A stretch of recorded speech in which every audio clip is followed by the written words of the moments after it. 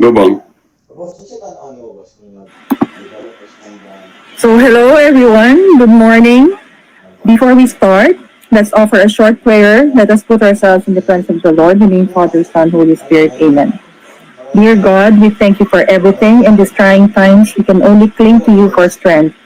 Thank you for keeping us safe. We know that everything happens for a reason, but in the end, it's all for the best. We adore you, we worship you, and we trust your divine plan for us. Bless this day, send your Holy Spirit that we may open our hearts and our minds in whatever we're about to learn. Amen. And Holy Spirit. Amen. So, wonderful morning, everyone. I'm Bong Chua, team leader of Keller Williams Manila Bay. Welcome to a 1.5 hour of learning of how bad will COVID-19 affect real estate. And it is an honor for me to introduce our speaker, the operating principal of Keller Williams Manila Bay, chairman and co-founder of Habitas Development, a development management company. Ladies and gentlemen, Mr. Alejandro Manalac. Good morning, sir. The floor is now yours.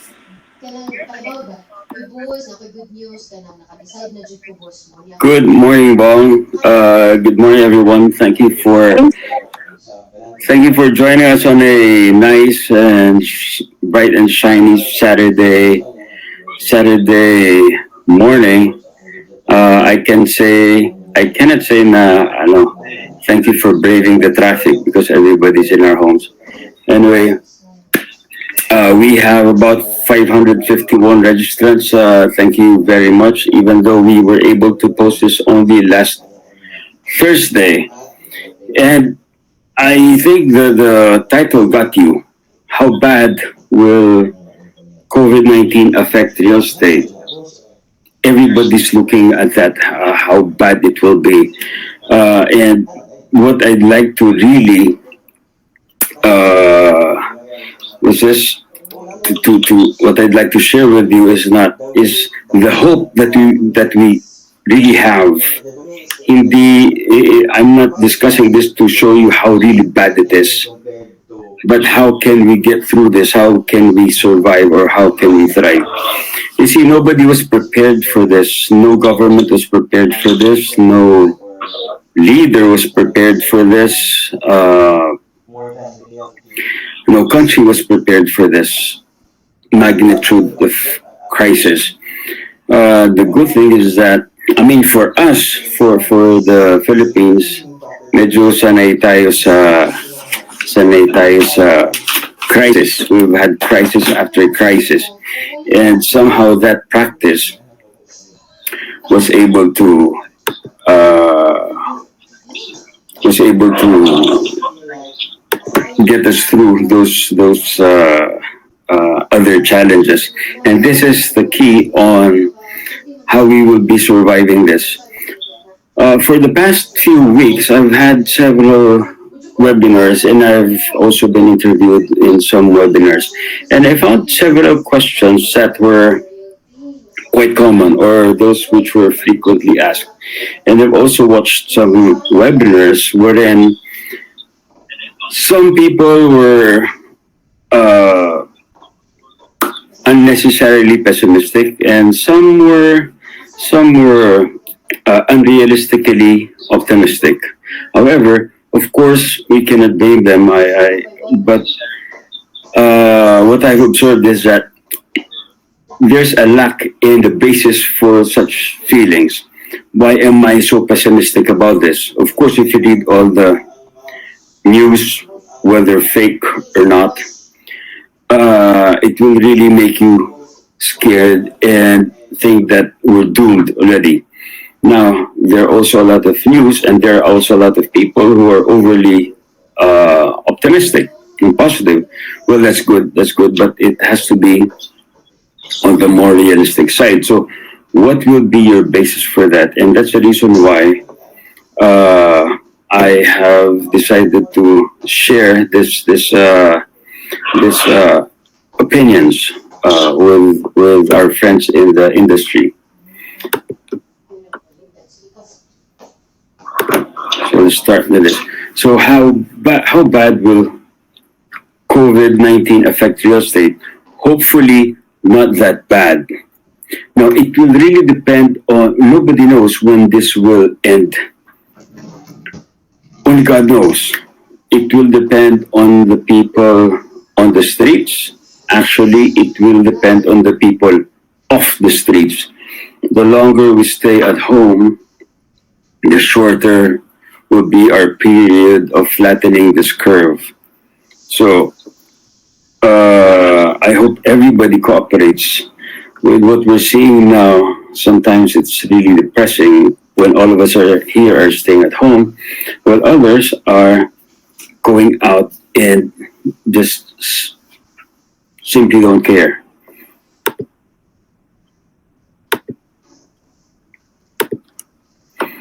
Now, here are some of the questions that I have gathered for the past few weeks. No? But I think what we should really ask ourselves is what is really the situation right now for us? How is it affecting real estate? But real estate, not necessarily in general, because not all of us are practicing the whole gamut of real estate. Some are in industrial, most of us are in residential, a lot of people are in project selling. Another sector is specializing on brokerage. So for us, how is it affecting your real estate? Your real estate. To be more specific, when you're involved, let's say, I think majority of us are into a residential project selling. How are the residential units doing? Long term or short term, office leasing, short term contract, working spaces. How long will this last? I don't know. I don't know if you know. Nobody knows. But what I hope to achieve in this presentation is that when this ends, when we get to flatten the curve, when everybody gets to flatten the curve, we have a relatively faster time of recovery, and I'll show you why in the next few slides. What's going to happen in the market? To the market? How should I prepare? How should you prepare? What if the US and the Europe cases worsens, and who will be getting the bigger hit? What sector will be getting the bigger hit? When will things get back to normal? I think personally, it will never get back to the normal, to the old normal that we have. We will have a new normal. Just like before, what's a new normal? Just like before 9/11, there were no scanners, there were no body scanners, body X-rays in the airports. You don't have to bring out your laptops outside your carry-on bags. You don't have to remove your shoes. But now, but then after that, after 9/11, it became the new normal. So I think we will be going through our lives the usual way, but with just an additional step, another procedure. More people will be more conscious about being healthy. Number one, more people will be more conscious about uh, dealing with other people. Now, another thing, the general and more common sense perceptions. Of course, market demand will go down and shrink. For the past month, yes, definitely, the transactions went down because we are restricted from movements. But is there still demand? Of course, everybody needs a house. Sales will go down. Sales has gone down tremendously. Sales have gone down significantly. But for now, it's still too early to say that people have stopped buying real estate. It's just that the transactions have been on a halt because we are prevented from doing our viewings, doing our site inspections, and having personal transactions. But I still know a lot of people who have been closing sales online, especially with developers who were prepared to do online transactions. And then another perception will be OFWs will be returning, and there will be a lot of defaults or a lot of fire sales. A lot of people think there will be a lot of foreclosures, and prices will drop, and tourism will be badly hit, and then there will be massive layoffs. Well, at least this is what we read in the news every day. For now, we don't really know what to believe, fake or that's why whatever you read, don't pass. What I suggest is don't pass it on immediately. Try to validate, research, Google it before you pass it on because spreading negative news will just produce a self-fulfilling prophecy. You want to be right. You want to be right, and then tell people, "See, I told you it's going to crash. I told you it's going to go down." I would rather be wrong in telling people that it's going a more positive outlook than be right in predicting a crash, but in a more realistic manner. Okay. Let me share with you. Let me share with you the experience that I've had for the past 31 years, and I've been through three major crises which the Philippines has experienced. I joined in I joined real estate in 1989, so that's the blue arrow. This blue arrow, and it was I didn't know, of course, I was new. It was on its way down. It was on its way down. That was in '89. You think this is worse? Do you think being locked down is bad?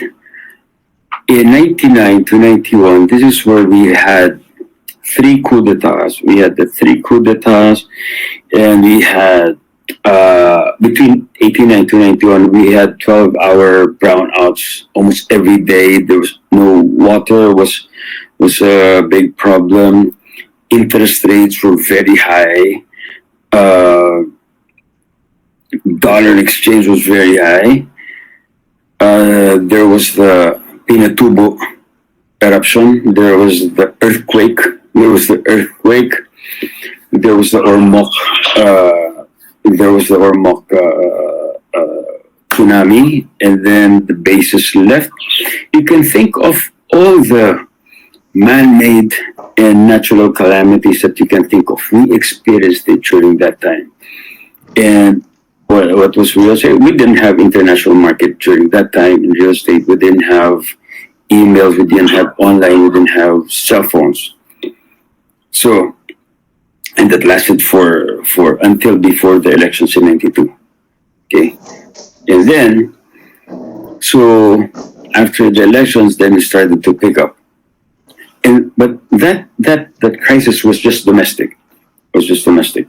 During that time, and this is very important. During that time, the projects that we were selling had payment terms of either cash only. This is very important. Either cash only or reservation now. 30% down payment is payable within 30 days. And then the 70% payable in 24 months. Just deferred cash. Nobody was doing bank financing then. No one was buying properties through bank financing. So the 24 months is co-terminus with a construction period, which actually can build a 30-story building in 24 months. So, uh, so after that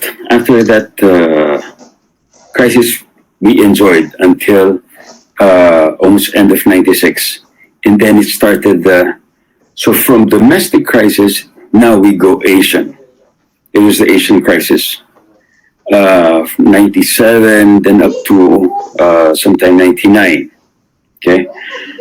Now, again, that was a very bad crisis, especially with the five countries involved in the ASEAN, Malaysia, Indonesia, Thailand, Vietnam, Philippines. Indonesia was really hit bad. They had economic and political crisis during that time, but they were able to recover really fast. Now, uh, so that was Asian na yung crisis natin. Now, that was also, uh, that became, that came in really quick, really abrupt. And people were really scared during that time. But then again, the question maybe that you have in mind, did the prices drop? Did the prices drop? No, it did not. Again, during this time, but there was an adjustment. There was an adjustment. The sizes of the units then became smaller. The market adjusted. The developers adjusted to the market. The sizes of the units then became smaller to make it affordable. And then the payment terms became the 30% down, adjusted in several months, and then the balance of 70% was stretched now to 5 years. Deferred cash pa rin. Still deferred cash. Still nobody was doing, very few, nobody was doing the bank financing. We still have that small market here in the Philippines, mostly the high-end Chinese buyers, local Chinese. So the good thing about that is the projects were already pre-sold and not through bank financing, pre-sold before they were even constructed. So when the time came that there were delays in payments, they just had to adjust the delay in construction. So here, the developers adjusted by making smaller, more affordable units and stretching the payment term. And then, okay, we after this, so we survived that crisis. Actually, some people also thrived in this during that time. And then there was the global financial crisis. Medyo this time we're practiced already. We were growing in a very prudent manner, slow but sure, slow but sure. The world really suffered the global financial crisis, but the Philippines, although the economy went down, but we were still positive. We were still positive, about positive 2.3, I think. Okay, so during this time, this was the time wherein there were more people who got into smaller units, really smaller units, the units that we have now. In fact, now you have 15 square meter units, which are for usually dorms, which before never heard of yan. Never heard of yung mga 15 square meter. Except for maybe sometime in the late 90s, there was a developer who came up with a 9 square meter studio unit. Crazy, but nakalusot yan. Anyway, so 2008, medyo nakalusot. So this is Philippine growth. How does it compare with? So those were the three crises that we had. No. Now, this is a slide from. This is one of my favorite slides from David Lichu. Even he said the Philippine economy and Philippine real estate grew amidst very bad historical events. The three events that I mentioned to you were just the major ones. But every year we had a lot of bad incidents here. But still, Philippine economy was very resilient. The people were very resilient, and real estate was very resilient. Now, that's world GDP. How does it compare with the Philippines? See, do we always go with the world performance? You see what happened to us in 89, 90 when we dipped. We're still doing the normal thing, and then during the Asian crisis, tayo lang. The Asian was only ones affected. But in 2008, the world dipped, but Asian and the Philippines, positive pa rin tayo. Hopefully, this is what I personally hope for. Na people will tell me, no, that was different. That was Asian in the world. Now, this one, everybody will be affected. I know. I said, I'm just hoping that there will be some shields. And I'm trying to look for it in the following slides. Now, ASEAN versus the world. How does ASEAN react towards as against the world performance? The blue line is the world pattern, while the five colored ones is ASEAN. Okay, during the ASEAN crisis, tayo lang yung tinamaan, and the world was still steady. But in 2008, when the world dipped, ASEAN was already, mas steady tayo. I hope this one will happen again. Yesterday, last Monday, and also yesterday, we had a webinar with some of the biggest developers in Asia, and then last Friday with the world president of FIABC, which is an international real estate organization. And we were discussing what's happening in their countries, what are the policies that they've implemented to address this crisis. Like, for example, Malaysia, I think, automatically has a 6-month moratorium on all loans, car loans and housing loans. You don't even have to apply. That's automatic. And credit card debts were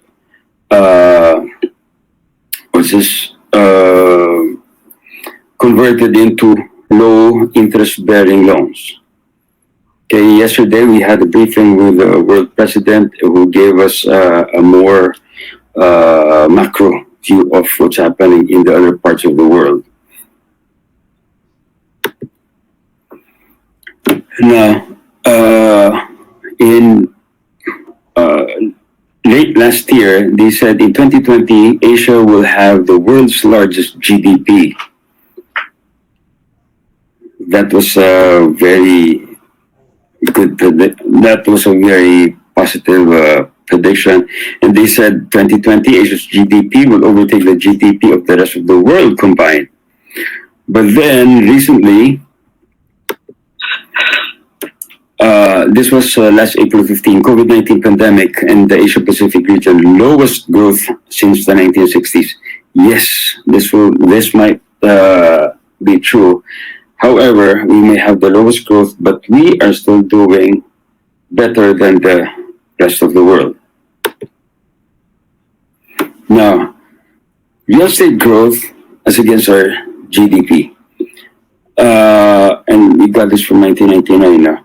You see, do we react immediately whenever the economic performance goes down? Medyo delayed. Real estate is always the last to react, or most of the time it's the last to react. Like right now, what happened to your stocks? Maybe about as early as about 3 weeks ago, 4 weeks ago. But real estate prices hasn't moved. We are very active right now. We are actually very active in looking for properties for our investors for development. And we went back to the property owners that we have been negotiating with pre-COVID, and we were asking them for the price if they have if they're considering already our lower offer, but they're still firm on their prices. So I think, and not unless somebody is really in dire need of cash right now, they still want to hold on to this, and they're still hoping for pre-COVID prices. You see, in 2008, we've already dipped, but real estate reacted really late. Inflation rate, we just had the highest in September 2018. Now, what's unique about the Philippines? What are our demand drivers?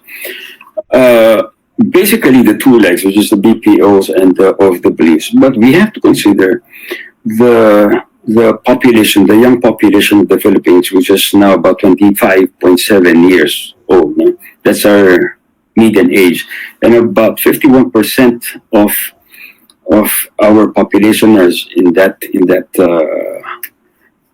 range of the working age. Now,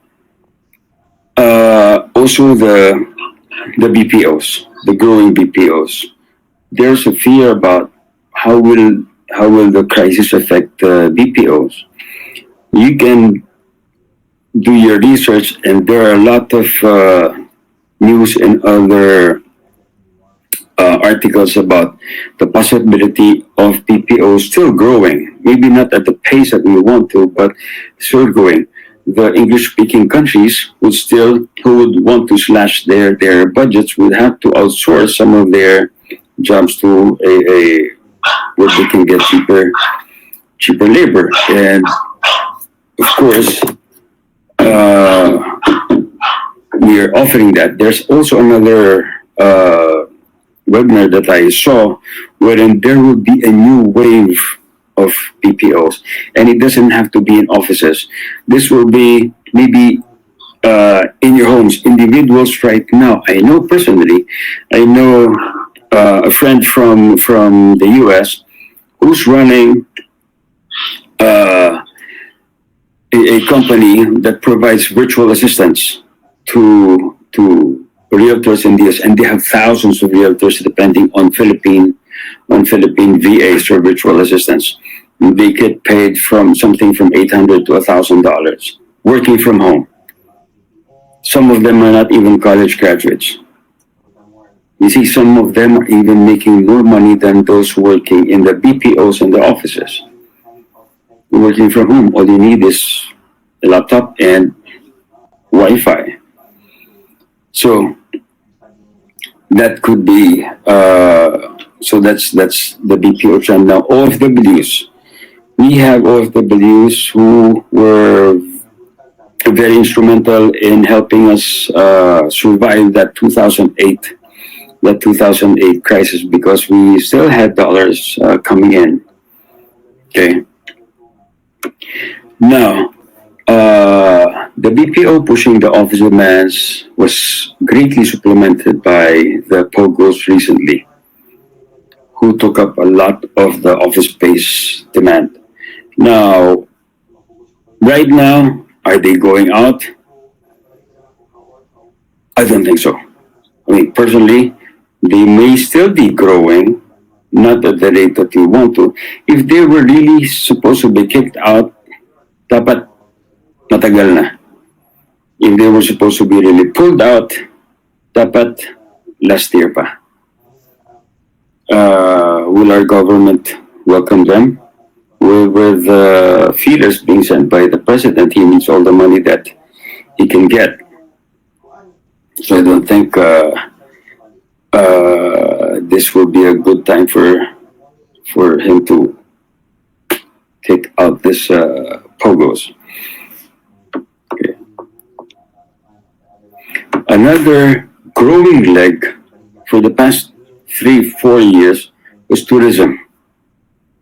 But then tourism is the one which is badly hit, not only here. Tourism and hospitality has been the one badly hit, not only here, but worldwide.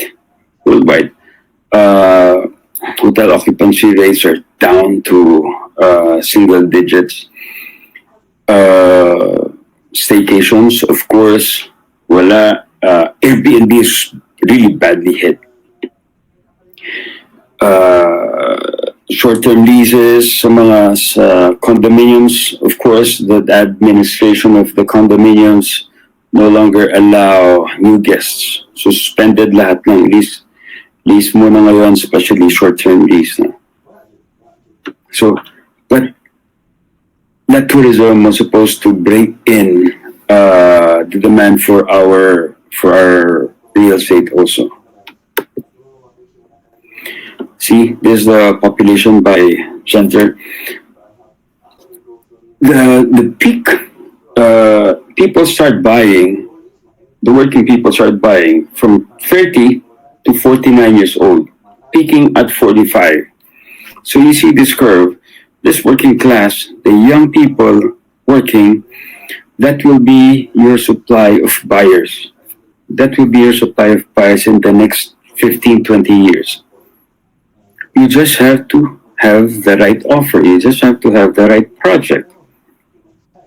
We just have to capture their market, know what they want, where they are going. Now, so yun sa size ng working class market. No? Now, with the overseas Filipino workers, where are they? 85% of them 85% of them are working within a 3 to 4 hour flight, which means in Asia.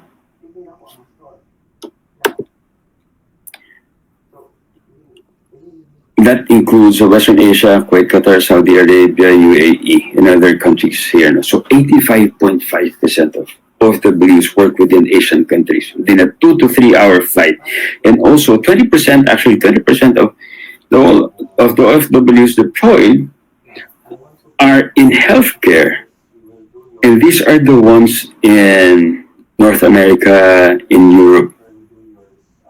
Okay, so right now, yeah, let's say North America and Europe is suffering from increasing COVID cases. The Filipino health workers are the ones helping them right now. This is the time wherein the people look at health workers now as heroes. They have a different perception of health workers. They are more appreciated now, and I think starting this time, they will look at the health workers with a lot of respect. Really heroes. Of the deployment, where are they? Asia, Middle East. Mostly Asia, Middle East. So you already have an idea which markets to go to, which markets to target. Now, you just have to see what type of job and what is the affordability of this people. So you can just match the projects that you can offer them. Now, in 2015, some of the bigger developers had added an additional layer in their subsidiaries. From the super high end, they went down now to the more affordable class. Like, for example, let's say Ayala have their from the Avita to the Amaya to the Velovita. See, whoever imagined that Ayala would be going to that class because they have to adapt to the market. They have to shift and adjust to the market. Of the blue cash remittances, the good thing also is that aside from the land-based OFWs, we actually dominate the sea-based OFWs. Our seafarers are the ones running the ships all over the world. That's also a very good market. They have their money intact. Okay. Of the remittances, you see it's very high in the US, but also a lot of this, because of the volume, a lot of this were from the health workers who are making a lot of money. That's why they're bigger remittances here. Also, most of the developers, you see from 2014, most of the developers who went around the world selling properties, and a lot of them, of course, the agents stayed more in the US doing their road shows and selling to our kababayans there who are investing here. So part of this remittances really go to real estate. Now, the rest will be from Asia and Europe. Of course, in Europe, there are also our health workers. But you see now, there's a big effect in the US in terms of COVID cases. But as I've mentioned earlier, our health workers are going to have stable jobs even after this crisis, especially the health workers. That's also a good market to consider. OFW remittances per region, again, USA, Asia. Asia, Middle East. Now, how did the COVID influence the remittances? The latest figure that we have regarding OFW remittances was January 2020, and we compare it with the COVID cases in that country. Right now, as of April 2020, April 8th, actually to be exact. US, well, they contributed 43% of the remittances. They also have 32% of the COVID cases. But then again, I have to repeat this. They have a lot of cases, but I think our Filipino health workers will still remain to be a good market for that. And then you combine Asia and Middle East, COVID cases is 0.8 and 9, so that's less than 10% of the total COVID cases. So.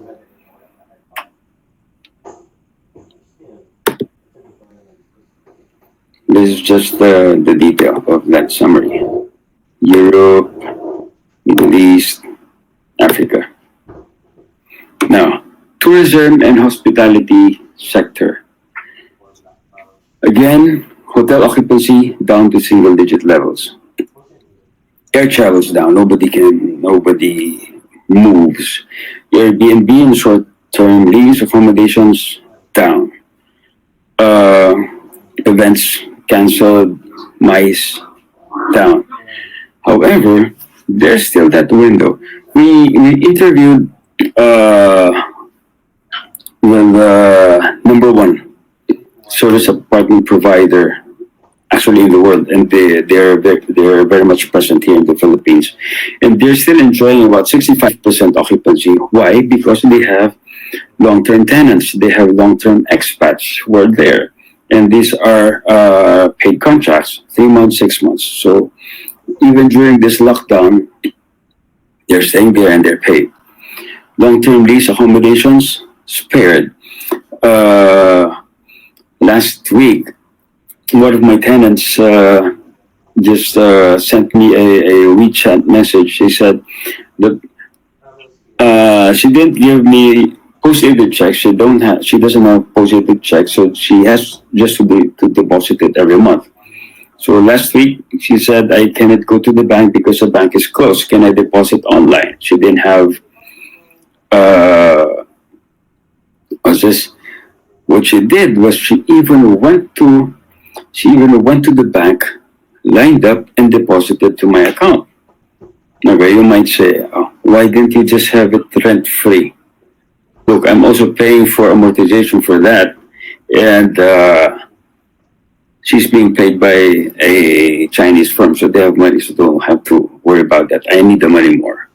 Okay, so long-term lease, long-term lease landlords now are still somehow getting paid. Airbnb is deep, deep, deep trouble. Uh, and I don't know until when. I don't know until when. So, uh, another thing is that right now, restaurants, of course, are suffering. A lot of them are suffering. But one thing you'll notice is that there are restaurants who were prepared. Some are already prepared and has been doing this even prior to the lockdown. But some have immediately adapted. I'll give you an example. One of my favorite, and I think a lot of people's favorite, a ramen house in the south, in the south, was known for no takeouts, no deliveries. You eat it there. You eat it there. You already know what I'm talking about. And they've closed. And then about a week or 2 weeks ago, they've announced that they have prepared kits, the ramen kits, and they were overwhelmed with the response. And they never imagined that they will be selling more than when they have their restaurant open. So again, that is adapting to the shift, adapting to the market. Now, why am I still quite confident about Philippine tourism? Of course, we can always rely on the local tourists. On record, they said they had about 120 million trips last year. No, I read it in one article. Those are just the recorded trips. So local travel will still be there. Plus, but the thing is, right now, ubus and leaves. Everybody have exhausted their leaves, right? So no more long vacations. So I think a lot of people may not be able to go on foreign trips, Asian trips. So you just have to maximize your weekends, staycations, or short trips. So this will also be very good for our local resorts and other local vacation spots. No? And most of these travelers are also the millennials. Okay. Now, on the foreign side, you see, we were almost about to break that 10 million goal. We did about 9.2, 9.4 million last year. But you see, where did they come from? More than half came from Korea and China, South Korea and China. Those are our main tourists. And these are the spending tourists. These are the spending tourists. The US, of course, not only is it not that much, a lot of them also, there are relatives who also sometimes stay with us. Okay, and then you have Japan. But look at this. Who were the first countries who flattened their curve at an early stage?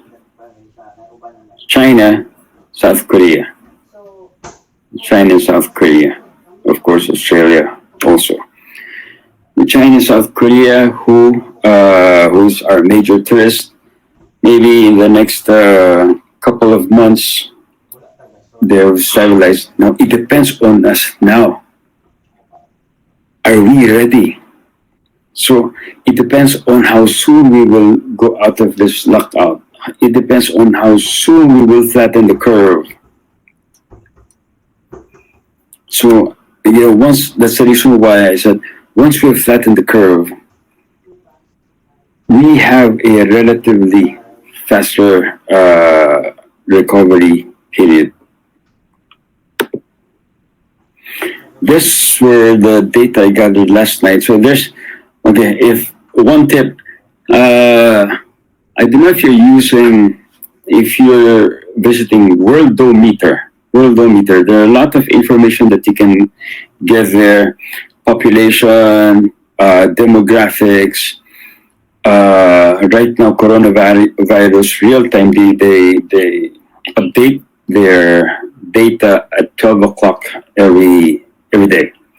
So you can see almost real time figures here. See?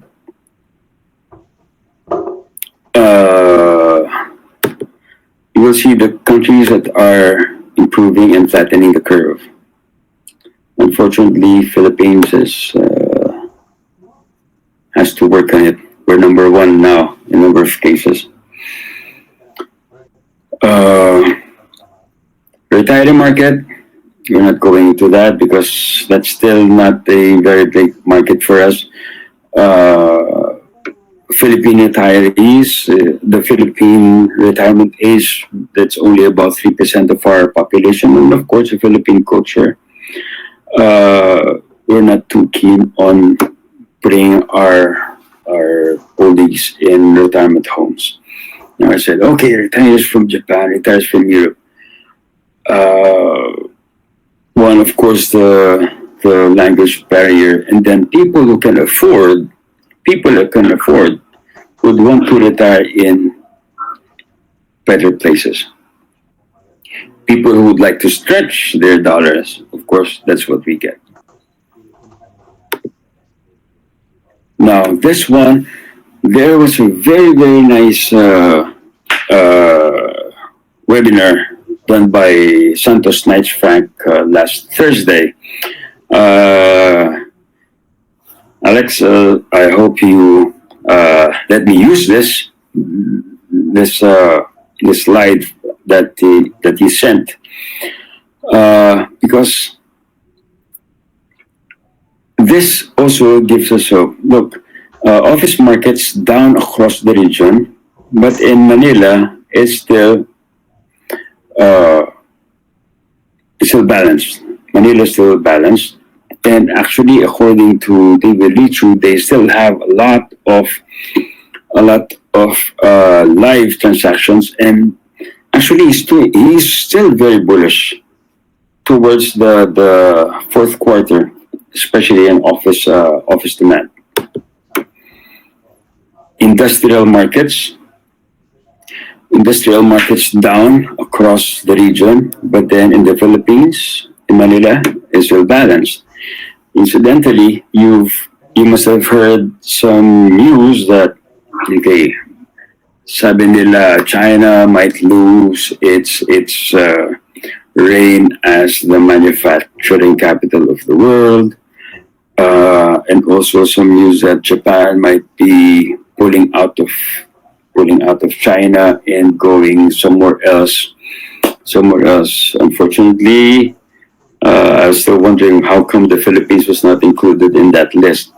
But then you see, the key is to provide a world-class industrial park facility. Once we have that, I think we can attract them. I know of there's one There's one in the Clark area being done by Philinvest, the innovation park in the Clark New City. Of course, it's not only world class, but the its accessibility to the seaport and the airport is there. See, incidentally, uh, I'm getting the details of that one. They sent it to me via email yesterday, and I can forward it to those who would like to have those information, have that information. That's very interesting. If you have locators for light and medium industries, that's going to be very attractive to them. Retail markets across the region down, but in Manila, somehow, for now, still balanced. I think it's because of the mall going culture of the Filipinos.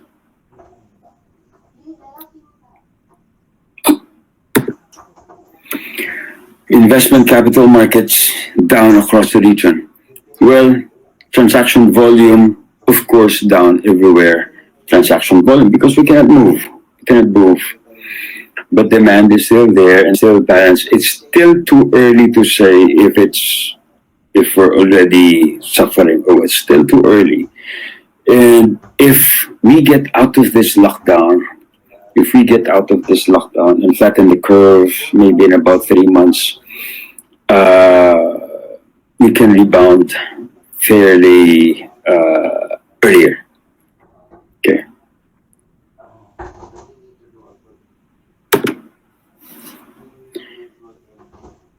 Now, residential markets down across the region, but in Manila, of course, again, transactions down, but again, still balanced in Manila. Remember, we still have that housing backlog. Consumer expectations, their preference would still be now house and lots, and condominiums in the NCR ranks fourth. So, but then the price range is very important. What are they looking for? The bigger market. Yes, we've had condos. We've been selling condos for 7 million, 9 million for studios. Yes, there was a market for that before COVID. Will there still be a market for that post COVID?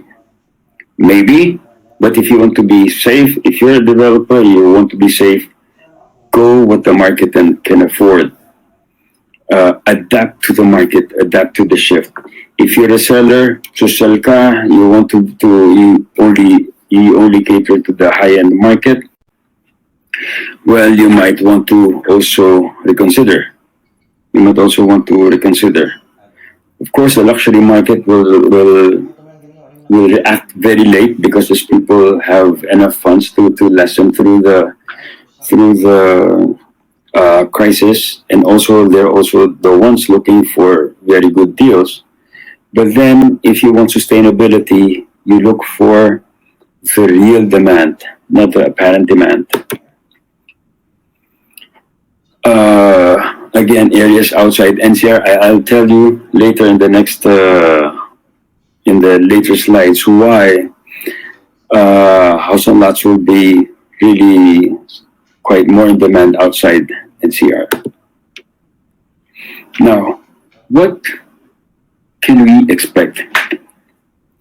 Some companies have realized that they can do partial work from home arrangement and thus reduce office space, expenses. Pwede naman pala. Pwede naman pala. Who would ever imagine I can talk to uh, 447 people. I can talk to 447 people. Present to 447 people in my pajamas. I think a lot of you are also in your pajamas. You see? Sabi nga baka sa clothing expenses natin will be cut into half because we will just be buying shirts. Minus na yung pants natin. No? Okay. People before who were still in the fence about doing online transactions have realized that they can trust the system naman para other people don't want to purchase online. Other people don't want to order online because takot sila. Now they were pushed to use the system and they discovered that pwede naman pala. And I think this will also help traffic. If you have meetings, just coordination meetings, simple meetings, then you won't have to go through the traffic and just do the Zoom meetings, short Zoom meetings from home. Some people might have to rearrange their spaces at home to have a corner for office. E-government system, where LGU leaders can communicate directly to their constituents through SMS, online business registration, payment of taxes. Late last year, I was fortunate enough to host a forum with four young mayors hosted by the Philippine Chamber of Commerce. And this was discussed by Mayor Zamora, Francis Zamora. He was supposed to implement this in someone already, where he can send an SMS to all of the constituents, make the announcements to all the constituents. That's easier now. I think everybody has a cell phone, even the poor ones. So can make the announcements, and then payments can be done online na rin. Maybe baka pwedeng pag meron na sila mga let's say pag meron mga aid like this one, and distribution can be done online, deposited to their accounts, or they can claim it through GCash or whatever. Para maiwasan na yung mga pila ngayon. Have you seen the lines? I mean, breaking or violating the social distancing rules. You can expect more groceries and pharmacies to pop up in crowded communities. Walking distance. I mean, if there's one word that we've been hearing every day, essentials. Essentials. So there will be more groceries and pharmacies. You saw the consumer priorities that I showed earlier. On top of their list, ang una mga bibilihan, hand sanitizers, alcohols, masks. Even post-COVID. So nandun na sa isip ng tao yan. I think this will already be in our system. Maybe in the next few years, it's very normal to see every single person have either hand sanitizer or alcohol in their bags, wipes. Okay. Modified co-working spaces and co-living arrangements. I think co-working spaces now, especially in short-term lease, are badly hit. In short-term contracts, of course, because there's vacancy now. No? And then co-working spaces wherein you're there every day with different people you don't know. Total, you can work anywhere naman pala. Why do I have to spend going there?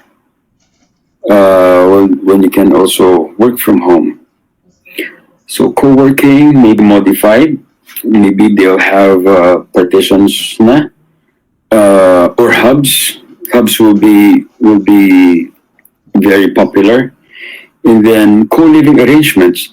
In the U.S., it was already taking off, and actually we were considering that co-living arrangements where when you rent out the rooms, but they have shared kitchen, shared dining, shared bathrooms. But now I think that will have to adapt.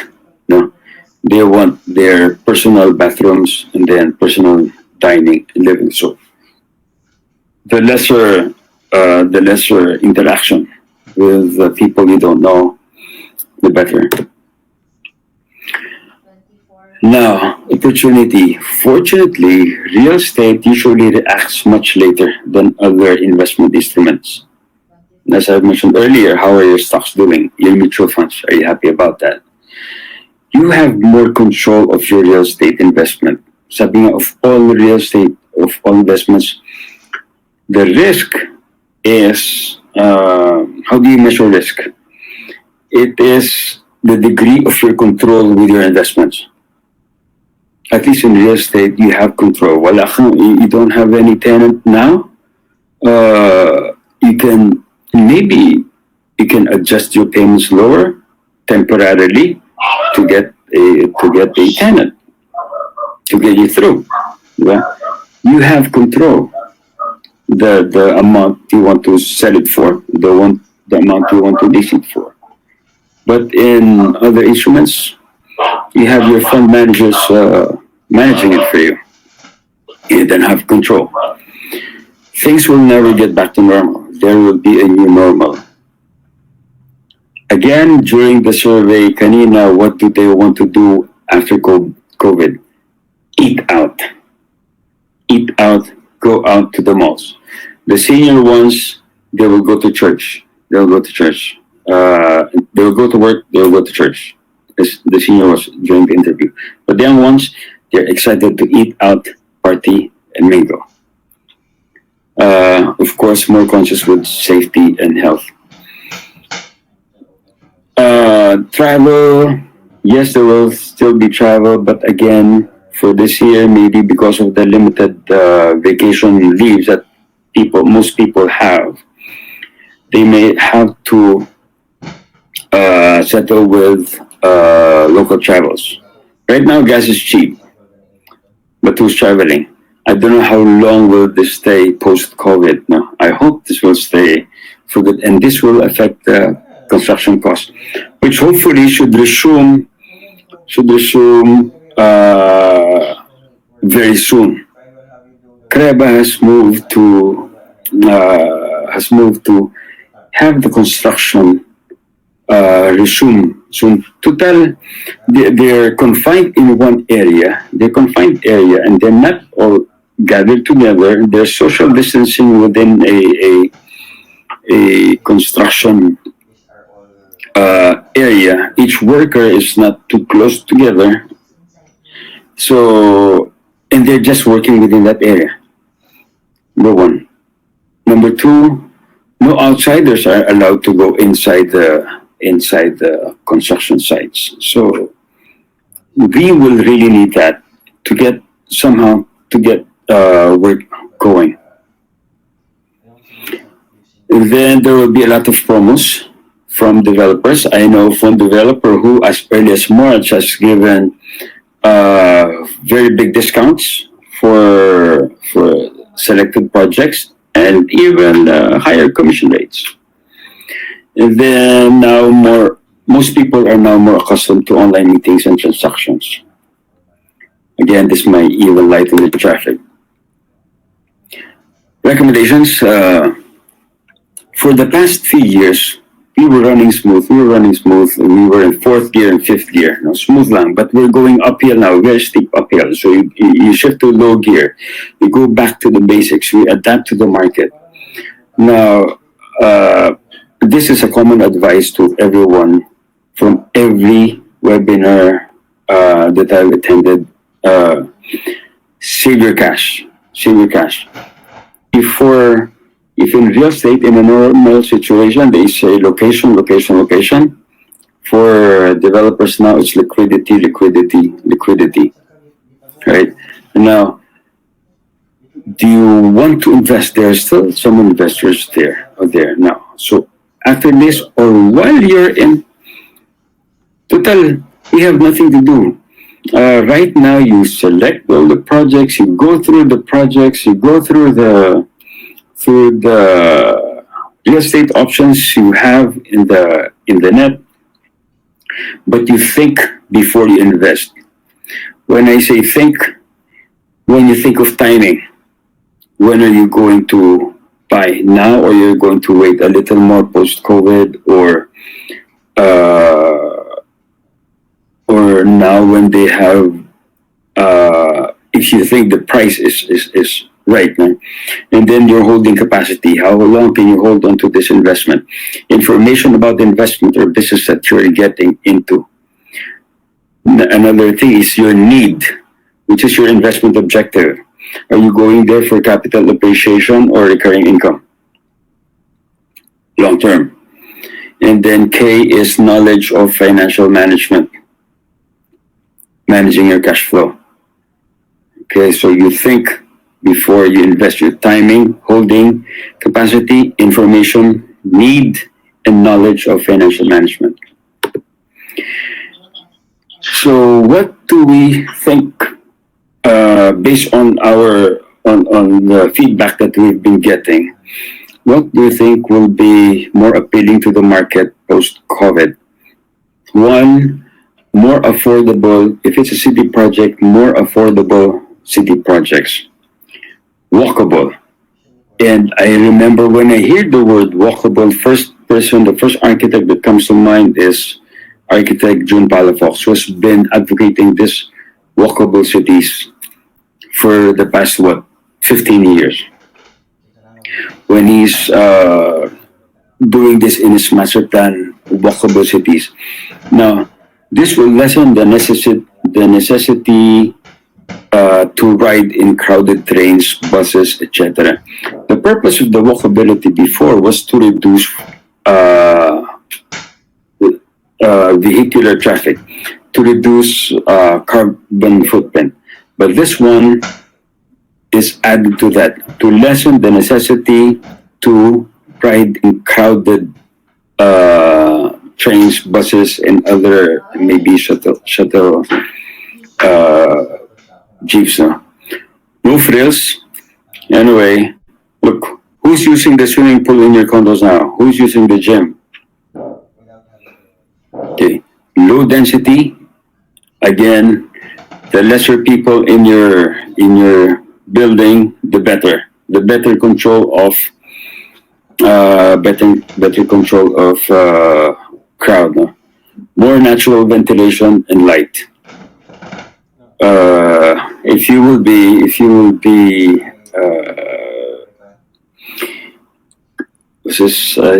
working from home, if you will be quarantined, you want a place which has natural ventilation and light.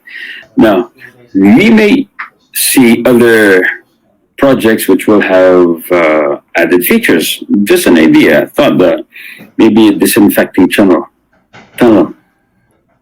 I did the research on the UV light. Forget it. There's the type of UV that might be able to kill the virus will really burn you. It's the UVC. It's UVC. These are the ones used to sterilize the medical equipment that will burn you.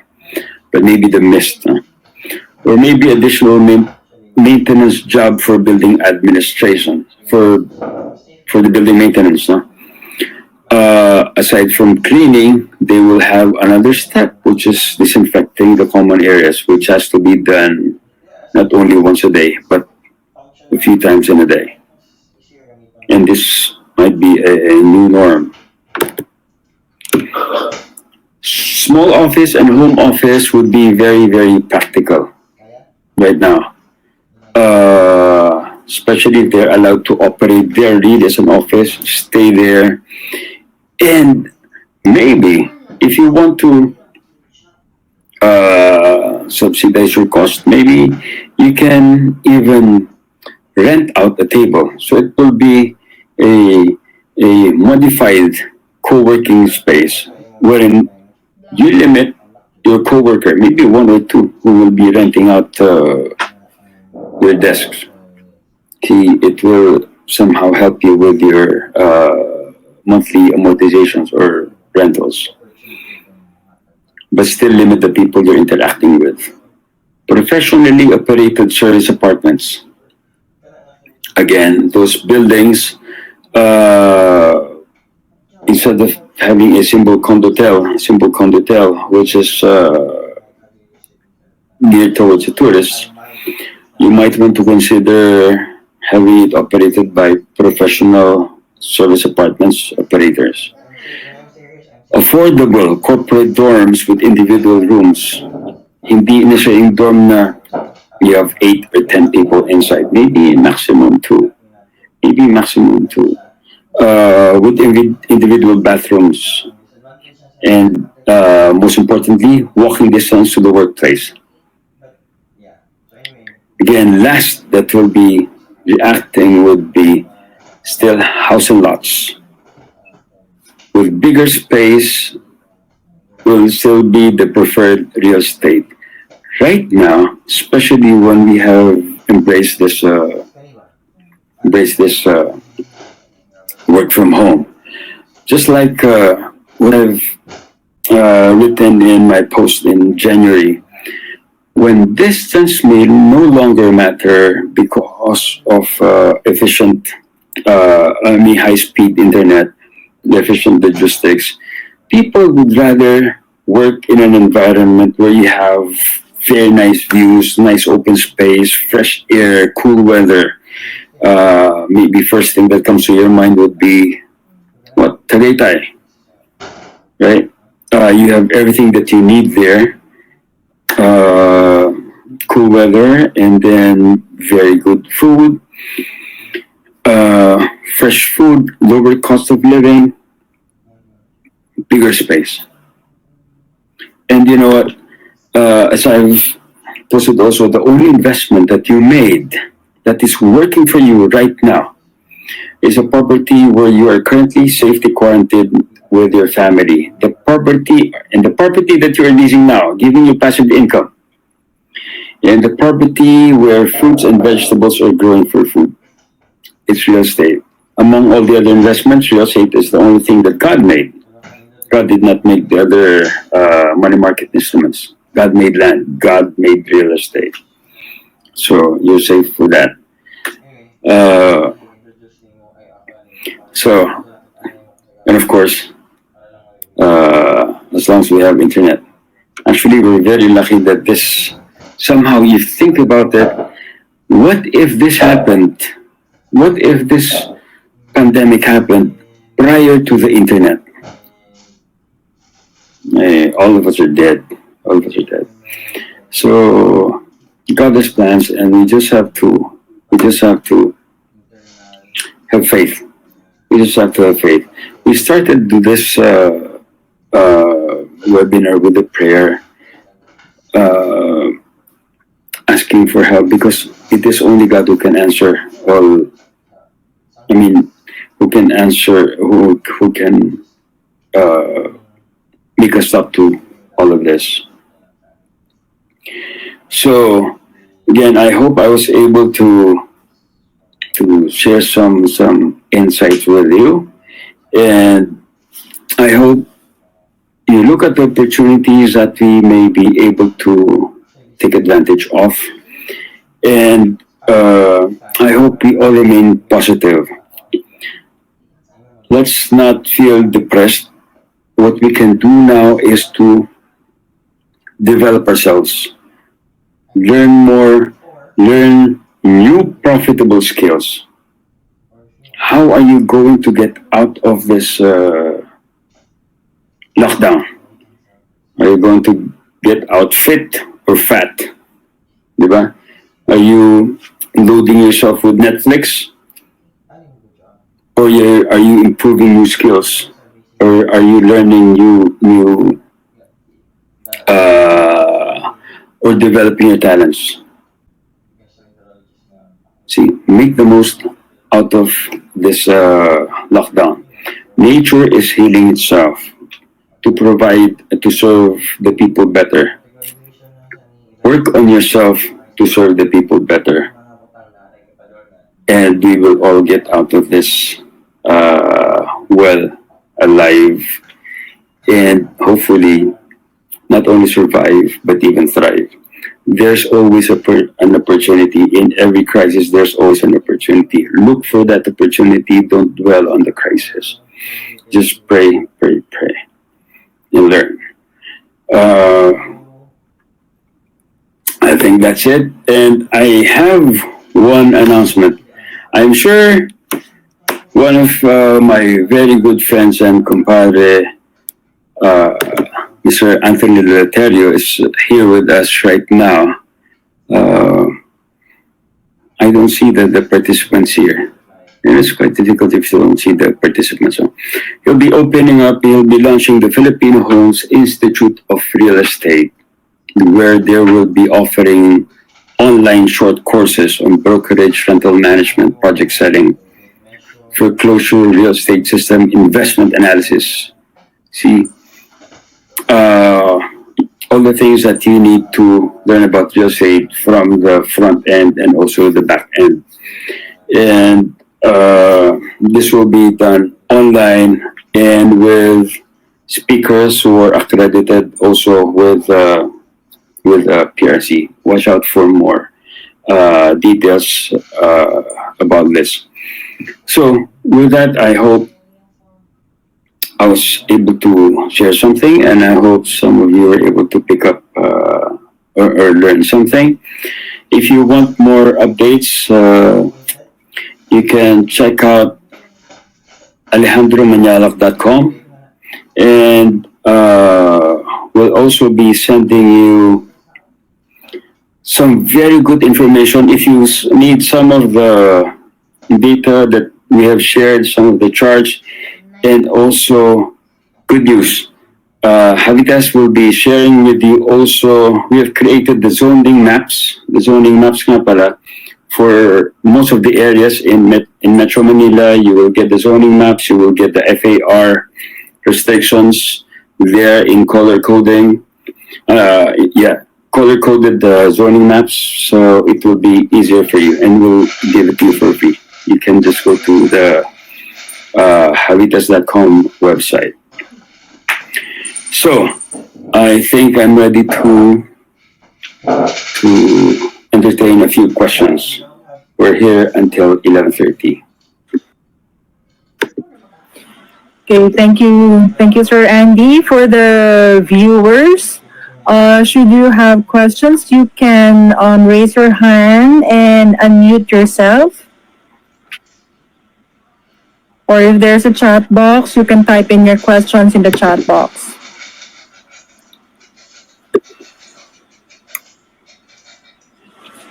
Questions, anyone?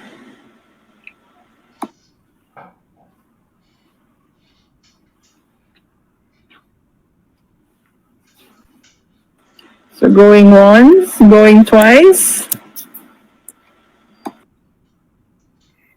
Do you have any? Do you see the chat box?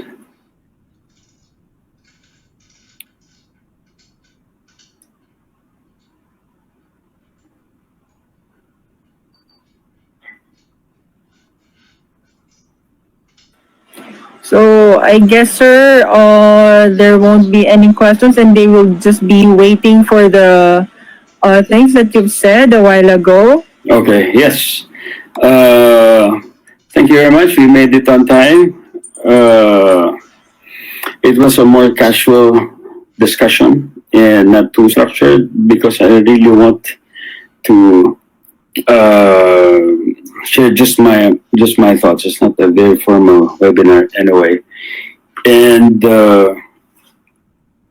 again, thank you very much for attending and for staying. We still have 426 as of now. Nobody left. Thank you very much. You're an amazing crowd. It's actually quite difficult to talk by yourself and you don't see any faces of people listening to you. Anyway, thank you very much. God bless you all. God keep you safe. Stay home, stay healthy, and stay safe. Thank you very much. Yeah. So there you have it, folks. Mr. Alejandro Manalac. You can't go wrong with education. God bless this man for his advocacy of teaching, sharing, making every people in real estate industry well equipped and prepared. See you again on our next session, and let's end our day with a prayer. Let us put ourselves in the presence of the Lord. In the name of Father, Son, Holy Spirit. Amen. Dear Lord, such a wonderful day of learning. Help us and guide us in applying those effectively and efficiently in our career and everyday lives. We also pray for the frontliners battling this pandemic and doing their best to save lives. We hope this war will end soon. To Jesus, through Mary, we Amen. give thanks. Amen. In the name of Father, Son, Holy Spirit. Amen. So see you again Bye on our bye. next session. Bye bye. Thank you, everyone, and have a nice day.